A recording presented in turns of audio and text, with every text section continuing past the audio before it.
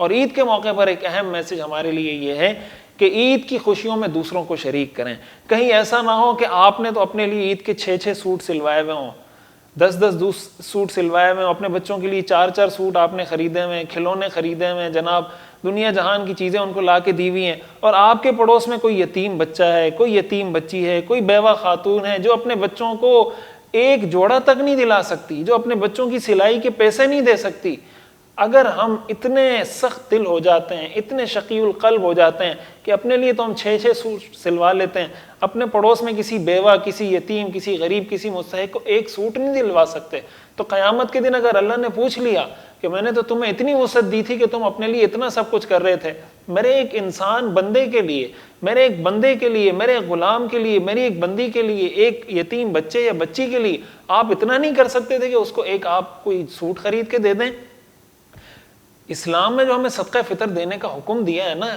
بنیادی طور پر وہ اسی لیے دیا ہے کہ ہم عید کی خوشیوں میں غریبوں کو شریک کریں. اس لیے کبھی بھی عید کی خوشیوں میں اس سے انسان کو جو خوشی ملتی ہے نا, وہ نئے کپڑے پہننے سے نہیں ملتی, دوسروں کی مدد کرنے سے جو دل کا اطمینان اور ضمیر کو جو سکون ملتا ہے نا, وہ اچھے جوتے پہننے سے کبھی نہیں مل سکتا. اس لیے کوشش کریں خود بھی عید کو سیلیبریٹ کریں, دوسروں کو بھی عید سیلیبریٹ کرنے کا موقع دیں. حدیث میں آتا ہے حضور علیہ الصلوۃ والسلام ایک مرتبہ تشریف لا رہے تھے عید کے دن, ایک یتیم بچے کو دیکھا, اس کے پاس کوئی اچھے کپڑے نہیں تھے. حضور علیہ الصلوۃ والسلام نے ان کو گود میں اٹھایا, گھر لے کر گئے. حضرت عائشہ سے فرمایا کہ حضرت حسن یا حضرت حسین کا کوئی لباس منگوا کر ان کو پہنایا جائے, اور آپ نے ان کو ساتھ ممبر پہ بٹھایا اور آپ نے فرمایا آج کے بعد میں تمہارا والد اور عائشہ تمہاری ماں ہے.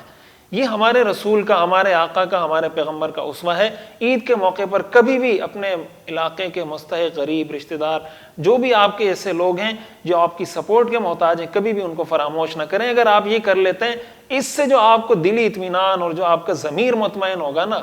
آپ کو ایک چین کی نیند آئے گی, اور آپ جب اللہ سے دعا کریں گے تو آپ ایک امید کے ساتھ دعا کریں گے, اللہ تعالیٰ ضرور آپ کی دعاؤں کو قبول کرے گا.